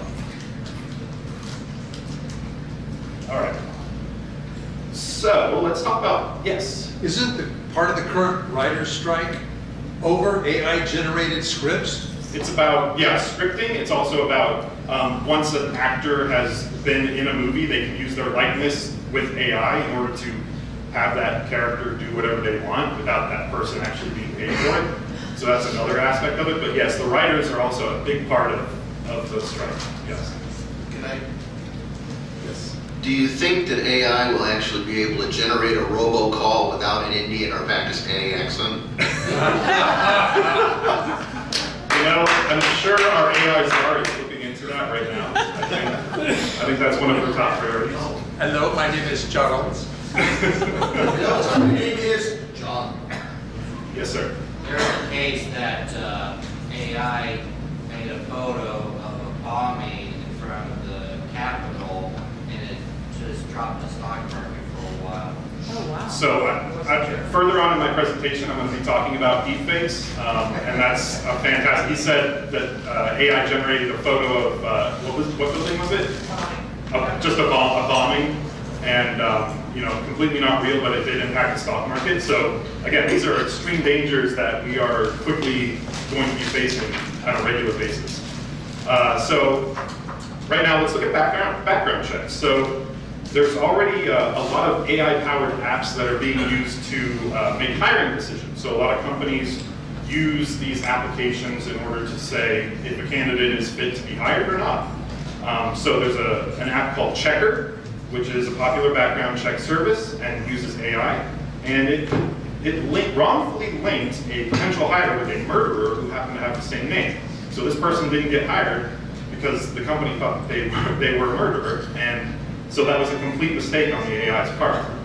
There was another company called Good Egg, and what they'll do is they will screen your entire social media presence and determine if you pose a potential threat to the workplace, or the company will say, we just want to make sure they fit in well with our environment. But really, they're checking to see, maybe you're not one of those desirable type people. Maybe you are a firearms owner, or you talk about the Second Amendment a lot. So. And really the goal of that, the goal of what I'm trying to say is that the reach of AI is super wide. Things that used to be private information, you're on your social media, you're posting whatever, thinking, yeah, just my friends will see it. That information is publicly available, and the AI algorithms can access it and will access it to make decisions about you and how you interact with others. Yes.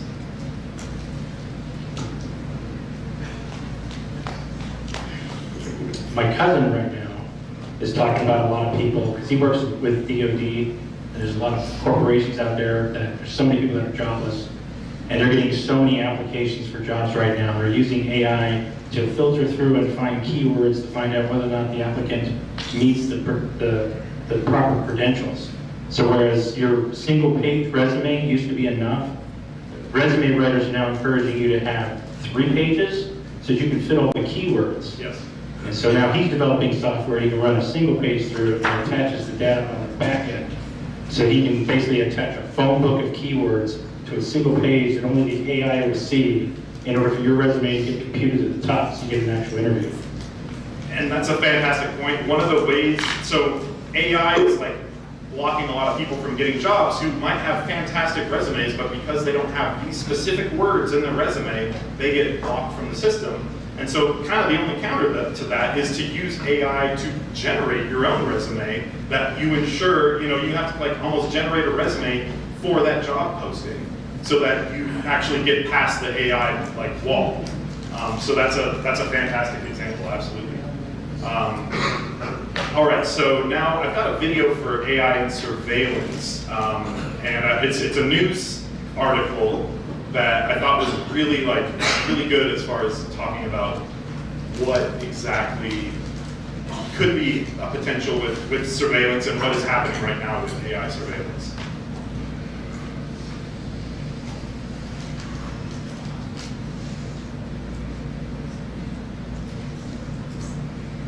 With a rifle enters an office building. Looks like we've got a gun here at the office. Artificial intelligence analyzing surveillance video immediately detects the weapon and sends an alert. You walk in front of a camera to the time that they've made this determination to the time that you receive that alert, 3 to 5 seconds. This was a demonstration in the Philadelphia headquarters of Zero Wise, one of several companies in the emerging field of AI gun detection. Former Navy SEALs Brock Huberty and Sam Alebo founded Zero Wise and created its software. So we're seeing, 12, 13 alerts in that kind of area. When it detects a suspected firearm, an alert flashes in the Zero Wise control room, providing the exact location and the suspected gun type. Dispatch alert of what appears to be a rifle. A trained responder then looks at the video to confirm the threat and notify police. An example of a false positive is somehow this janitorial equipment, could look like potentially that could be a weapon. So they have to make a determination. You say gun or no gun. Zero Wise says its software is being used in 29 states by school districts, businesses, and even the federal government. This is our green screen lab. So this is where we custom tailor every algorithm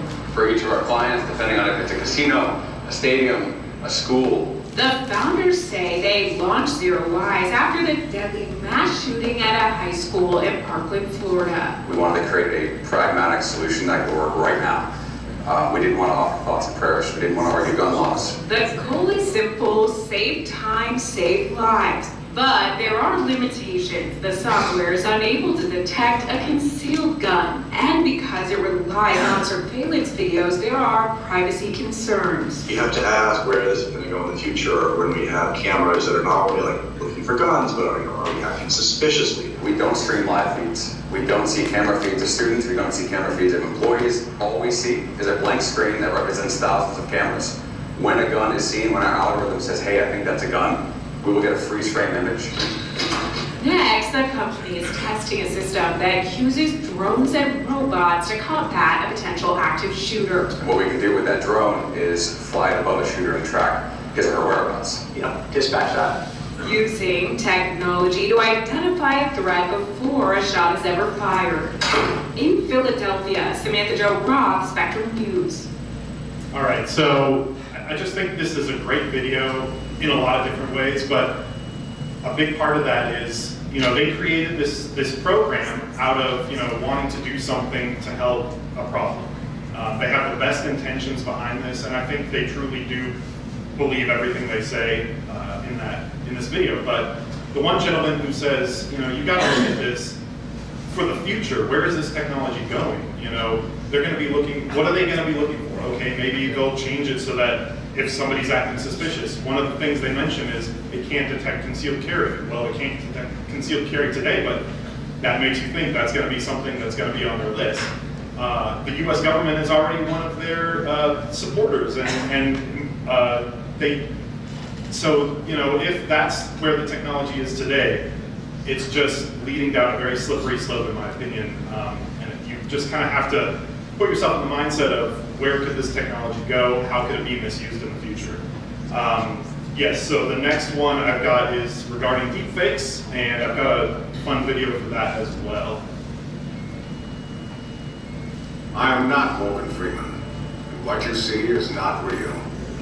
Well, at least in contemporary terms, it is not. What if I were to tell you that I am not even a human being? Would you believe me? What is your perception of reality? Is it the ability to capture, process, and make sense of the information our senses receive? If you can see, hear, taste, or smell something, Does that make it real? Or is it simply the ability to feel? I would like to welcome you to the era of synthetic reality. Now, what do you see?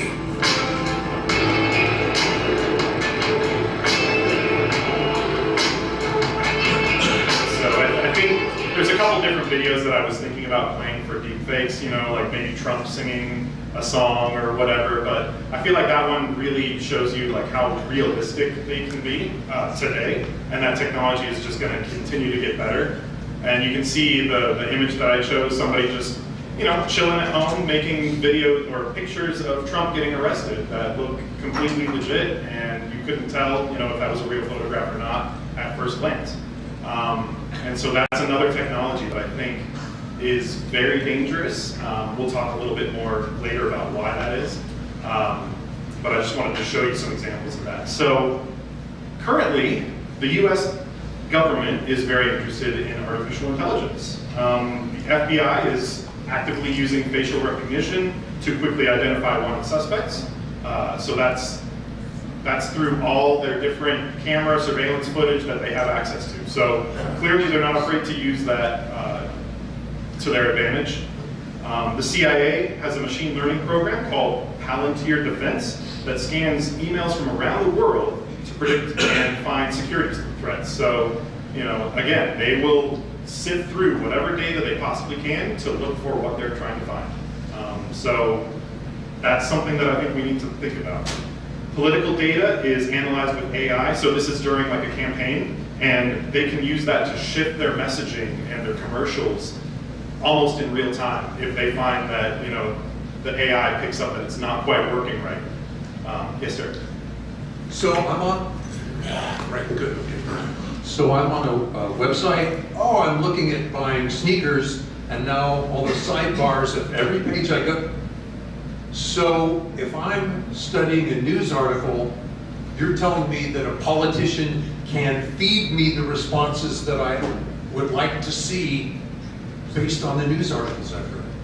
Potentially. So, I mean, they might be scanning like social media posts and seeing like their reactions to certain commercials that have come out, or reactions to the candidates based off of like the current plan of their campaign. And so they can use that to quickly say, hey, we need to cut back on this side of it, and we need to push more on this side. Yes? It really sounds more like an AI focus group. In other words, it's that without actually having a focus group to see how a message is coming across, they would be actually measuring it in real time with real people that aren't in a focus group and saying, you know what, people aren't reacting very well to that message. Let's reword it, and then now suddenly everybody likes it. Yeah, and that's what AI does. I mean, it can sift through massive amounts of information, make a decision for you, and you don't have to sit down with a group of people for 3 hours and figure anything out. It's instant. Yes. Yeah, what I'm looking at this and what's going over my head is this, is that AI can serve us or it can control us. So we're going to have to make a hard decision. We're going to have to take personal responsibility to master AI and companies running it, or they're going to own us. That's what I'm getting the impression.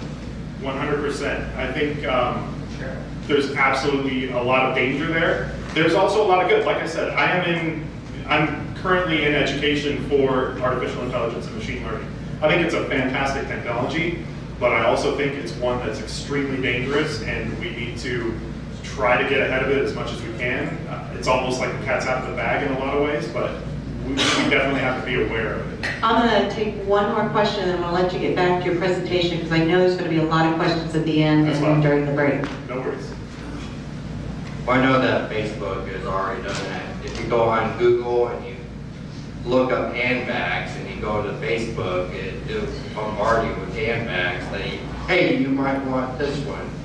And going back to the surveillance thing, we've already seen states, especially during COVID, where they were doing that and they were showing people not wearing masks. And it was already doing that. Yeah, they'll use that against you. I mean, if the information is available, it will be used against you. And artificial intelligence, just like with the focus groups, you don't need a team of people sitting down looking at all these feeds. It's instant. The AI can find it and spot it and do it. All right, so let's go ahead and move on because I'm going to run out of time here. So the next slide is the fact that AI can be manipulated. So AI only knows the data that's given and the parameters that it's programmed in. So somebody creating it can purposefully exclude pieces of data from what they're giving the artificial intelligence. So let's say they're analyzing gun violence, but they're excluding all illegally owned firearms to prove some certain point that they want to prove. Or giving AI specific traits to look for and misrepresent the picture. So let's include somebody's voting history when we're trying to determine if they should be able to pass a background check. And AI is just as susceptible to bias and prejudice as the people creating it. So it's not like it's going to be magically fixed. And then let's look at some examples of bias in AI that actually happen. So Amazon's recruitment algorithm, so they used a program to work with their recruitment, and it looked at 10 years of historical data on who they hired and why they hired those people, and it determined that it should penalize women because in the past 10 years, they tended to hire more men because of the technology field, and that's something that has changed a lot. We've got a lot more women in technology, and so just by being a woman, you were getting a ding on your application. Another example is with image cropping on Twitter.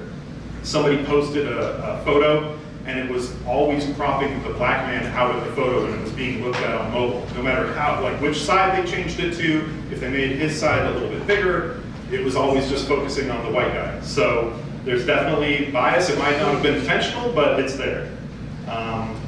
So now gun rights. That's really hard to see, but I'll just tell you what it says. So the first one is AI-powered background checks could be used to deny people access to firearms from their digital fingerprint.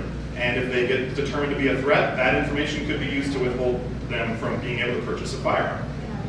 Government AI surveillance could be misused to identify and catalog gun owners without their permission. So, concealed carry and stuff, like they could potentially have security cameras in place and they can facially recognize you, put you in a database without your consent. And then deep fake videos could be used to implicate someone in criminal activity.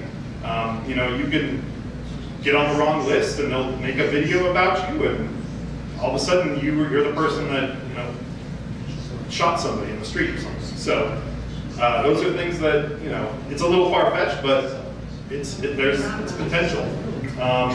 So what can you do? This is my final slide. I'd say be very cautious about your social media presence. Really think about what you're going to post up there, because it can and will be used against you. Consider a VPN, that's a virtual private network, to keep your browsing habits private and avoid censorship. So, it might be a little bit extreme, but like you said, if you're researching an article and you need to look up something, that your browsing history can be linked to you and can potentially impact you with AI, because it just takes a second for it to find everything you've ever searched. Push back against AI surveillance that could be potentially invading your privacy, whether that's with the business that you work for or your local government. Anywhere you see it, that's something that I think we need to, as a society, push up against. And then also write your local politicians, ask them to establish standards and principles around AI technology to protect your privacy and constitutional rights. So I think that's a really big one, that we need to get the word out there that this is important stuff that we need to try to contain now while we still have a chance. We already have a czar, so what do we do? So we are going to break after Jason's, after we ask this question and have applause.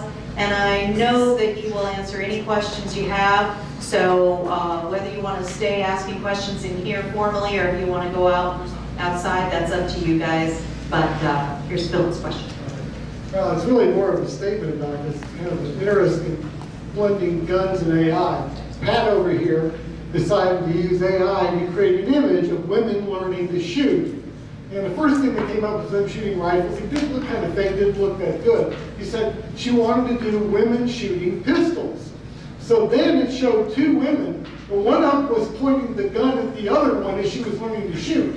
And so I relabeled it saying women learning to shoot other women, but. Yes. And so one of the things that I wanted to do, but I just didn't have time in this presentation, was show examples of like ChatGPT, where it will let you type certain things or it won't let you type certain things, and just the bias built into that. It's like, I know there's something about like, you can write up like Jesus riding a dinosaur shooting Uzis, but if you try to put Muhammad in there, you cannot do that. So, you know, there's already censorship there. It's very interesting. Absolutely. Very dangerous. It's very dangerous. Pete and I were talking about this out in the lobby, and is there any way that we can help shape what it knows and learns? That he suggested, you know, that you go ahead and use it, and then when they say, do you like this, you know, do you like this answer, you can say yes or no, and that maybe we can shape the way that it goes. Is that something? So it all depends on the company or entity that's creating the AI. So they decide what information is given to it. So some companies just say, here's the internet, have at it. And in that case, not really. It's going to go based off of the hundreds of millions of things that it's looking at. Other companies decide to keep it very small. You know, the data that it's learning from or working with is a very small, select thing. And so that can help against that. But a lot of them, if you want it to stay current, you want it to stay relevant, it's going to have access to the internet at some point. And so it's really hard to contain what it learns or what it doesn't learn. So that's absolutely a challenge. I got it for you. Sorry. So the VPN, is there a particular brand VPN that you recommend that you use? And then that only protects your digital footprint at home with your PC and laptop and stuff. You still have your Google or Apple Watch, you still have your cell phone, you still have the fact that it pairs with your vehicle and all the data that your vehicle now keeps everywhere that you've gone, etc. So will the VPN still protect you? And then you're logging into social media and you're logging into Gmail through the VPN. So you're still leaving a digital footprint. So exactly, it's really, really difficult. If you want to try to stay completely off the grid, you almost just have to get rid of your electronics. I like ExpressVPN a lot. They talk about it on Daily Wire, which I'm a fan of. But do your own research on VPNs. There's a lot of different options out there that do a great job. And it's fun. So talking about, you know, why even fight it? You're already being tracked on your phone. You're already being tracked on your watch. It's like Cheryl doesn't like when we have like I had an Alexa device, and she's like, get that out of my house. And I'm like, well, then stop carrying around your phone. Like, okay, I'm a it's hypocrite. Already in the house. Like, this device is, I'm a hypocrite. This device is no different from what you are literally carrying around on you at all times. But you know, trying to limit what you can and be aware of that. You know, I'd say if you know you're going to be searching something that might potentially be a difficult topic, maybe use a VPN for that. That's helpful. It's all in degrees. You know, you just have to do the best you can with what is reasonable for your lifestyle. Yes. I had a question, I guess a little bit more directly related to like the coupling of AI and guns. I know they have started putting out like smart guns and like adding more biometrics to the actual firearm itself. You know, instinctively, kind of in my gut, I don't really like that idea. You know, I think, you know, you think of pros and cons, you know, somebody else can't come and take your gun if they don't have your fingerprint, but at the same time, you're in a situation where you need to use it, and it's misreading your fingerprint or whatever else. And then also kind of looking into the future, you know, we talk about like gun registration and stuff like that. You know, I could see a world where the government is mandating that all firearms be produced with these sort of biometrics, and then, you know, if the government has access to that, then they can just shut it down. Yeah. So I guess absolutely, 100%. I totally agree. I mean, the biometric side of it isn't necessarily AI, it's more just tracking, but there's so much danger there with, you know, you've all had like a computer that stopped working. Do you really want to bet your life on the fact that this gun is going to happen to work when you need it or potentially not? So yeah, those are... Really quick, I got one question here from the wayside. Is there, in your opinion, will there ever be a point where we get to the point where the gun decides whether it's going to shoot or not? And I haven't really dug into that idea. That's a fantastic point. I could totally see that being the case. You know, it'll have AI telling you this is a good target. I mean, already in video games, you have it where you're pointing at like a civilian and it won't the gun won't shoot. Take that to the real world with a real gun, and it can be sold as a safety feature. Oh, no kid's gonna shoot, you know, somebody on accident. Again, how does it determine that? Who determines that? It's all coming from somebody or some entity to determine if it's gonna shoot, and do you really want your life to be in that moment depending on an artificial intelligence decision? Well, I've already seen guns with upgrade regulation on there. To that point, the video game is getting the public used to that concept. Yeah. It's a mindset. You talk about smartphones. And this was several years ago, probably more than 5 years ago, talking to my daughter about some off-the-wall subject that we never talked about before or since. And a couple hours later, an ad popped up on my phone for that, a product related to that subject. I'm sure we all have stories like that where And that you're just having a conversation, and then all of a sudden, like later that night, oh yeah, I had the exact same You're situation. making his point for him And about the Alexa and the smartphone. Yes. So, thanks, Nick. Yes, but absolutely 100%. And I'm sure somewhere in some app settings, you know, the Amazon app settings, there's something that you signed when you agreed to download the app that says, oh yeah, just for, you know, purposes of recommending you products, we might monitor here and there. And that was pre-Alexa, Cheryl. Pre-Alexa, okay. Yes, it happens. I've experienced it. I'm sure you've all experienced it. It's Our creepy. cell phones are more evil than Alexa, apparently, but. I mean, at least with Alexa, you know what you're telling it. You're like, hey, this is what I want you to know about. So.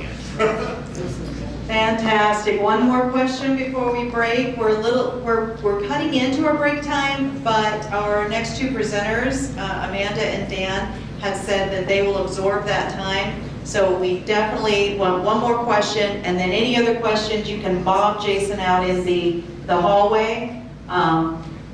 You're giving up? Not really much. Okay, very good. All right, well, I think that was super fascinating and a little bit terrifying. And the fact that my son-in-law is studying this evil under my own roof is, I guess, okay, because maybe he'll use it, good magic for good or something. You'll never know. No, you're out. Robots. I'm not even here. I'm actually, yeah, this is just a robot. I'm sitting at home right now. Oh my goodness. You know what? This one point, and then we'll break. There was an ad, right, at a football game, like a living ad. Oh, yeah. Go ahead and talk about that. Yeah, for sure. I guess they had people dressing up as robots and going to the football games. This just happened recently. And yeah, so Cheryl was like, are there really like AI robots wandering around? Right? I'm like, let me look into this. That can't be true. So it was all just an ad. But I mean, hey, maybe someday people are gonna send out their AI robot to do their bidding. Like, did you program them, Jason? Because I'm watching you. All right, thank you so much, Jason Jameson.